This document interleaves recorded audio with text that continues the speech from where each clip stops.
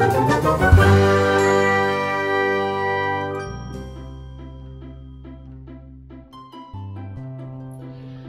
adik-adik semua, gimana nih kabarnya? Semoga sehat selalu ya. Oh ya, ada yang tahu nggak? Hari ini kita mau belajar tentang apa? Wah, adik-adik sudah pada tahu nih kalau hari ini kita akan belajar membangun toleransi di tengah keberagaman yang ada di Indonesia. Tapi sebelum kita belajar, Kak Novika mau tanya dulu nih ke adik-adik. Kira-kira kalau Kak Novika punya gambar, kalian mau pilih gambar yang mana? Gambar yang berwarna atau gambar yang tidak berwarna? Pasti kalian akan memilih gambar yang berwarna, bukan? Nah, sama halnya dengan negara kita Indonesia, negara yang majemuk, yakni negara dengan semboyan Bhinneka Tunggal Ika. Berbeda-beda tetapi tetap satu jua. Indonesia merupakan negara yang memiliki keunikan tersendiri dibandingkan dengan negara lain yang ada di dunia, di mana Indonesia memiliki keberagaman ras, suku, budaya, dan adat istiadat. Bisa kalian bayangkan, Indonesia memiliki 17.000 pulau, 1.340 suku bangsa, 4 ras, dan 5 agama. Wah, banyak sekali bukan? Nah, dengan adanya keberagaman ini, patut kita syukuri. Karena dengan adanya keberagaman, kita memiliki kekayaan adat, budaya, dan lain sebagainya. Contohnya saja, kalian tidak akan merasakan lezatnya rendang khas Sumatera, dan melihat kompaknya tarian saman dari Aceh, serta melihat indahnya rumah joglo dari Jawa. Untuk itulah diperlukan upaya agar menjaga keberagaman masyarakat agar tetap lestari. Untuk itu, mari kita belajar prinsip-prinsip keberagaman. 1. Prinsip Bhinneka Tunggal Ika. Bhinneka Tunggal Ika diambil dari karya Emputan Tular yang berjudul Kakawin Sutasoma. Melalui semboyan itu, kita diajarkan untuk menjadikan perbedaan bukanlah perselisihan, melainkan untuk belajar saling menghargai dan memahami. Dengan adanya perbedaan, menjadikan kita untuk saling bertoleransi sehingga dapat menghormati antara satu dengan yang lainnya. 2. Prinsip nasionalisme.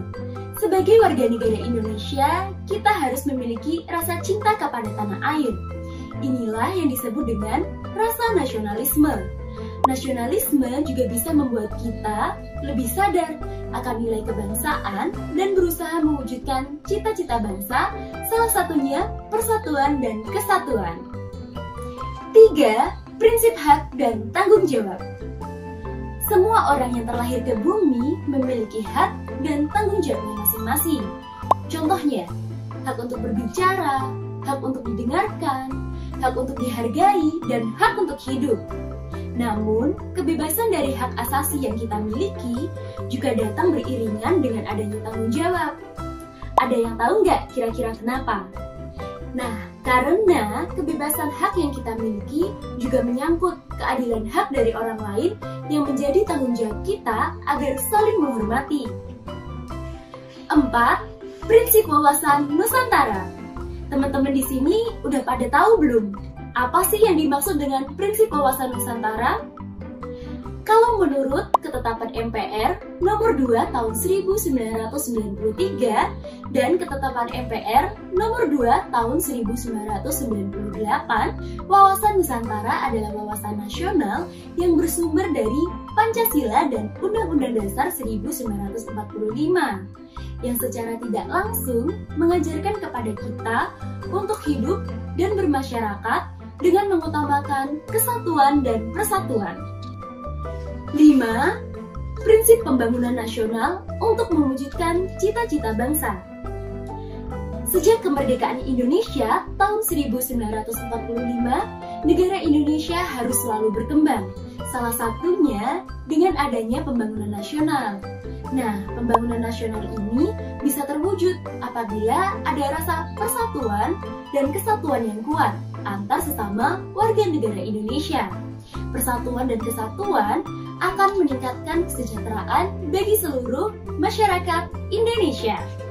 Nah, itu tadi beberapa prinsip keberagaman yang ada di Indonesia.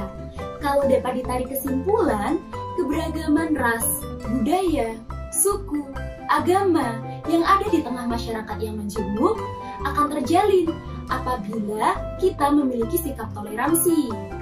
Toleransi sendiri merupakan sikap maupun kemampuan seseorang agar bisa saling menghargai perbedaan serta bisa bersikap adil dengan sesama. Berikut ini contoh sikap toleransi antar suku dan antar umat beragama yang ada di Indonesia. Oke, pertama Kak Novika jelasin dulu ya sikap toleransi antar ras, suku, dan budaya.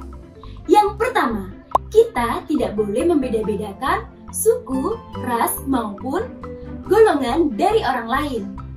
2. Saling tolong-menolong dan memperhatikan sesama warga masyarakat. 3. Menghargai setiap budaya dan ciri khas dari masing-masing daerah yang ada di Indonesia. 4. Menghormati budaya dan adat istiadat yang dilakukan oleh suku lain. Nah, selanjutnya, apa sih sikap toleransi yang bisa kita terapkan untuk menghargai keberagaman agama yang ada di Indonesia? Yang pertama, kita tidak boleh memaksakan kehendak kepada orang lain untuk memeluk agama yang kita peluk.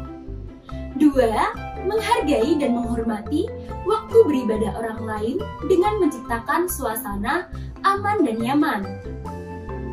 3. Hidup rukun sesama anggota warga masyarakat yang berbeda agama. 4. Tidak membeda-bedakan maupun menjelekan ajaran agama lain. 5. Kita turut menghargai hari besar dari agama lain.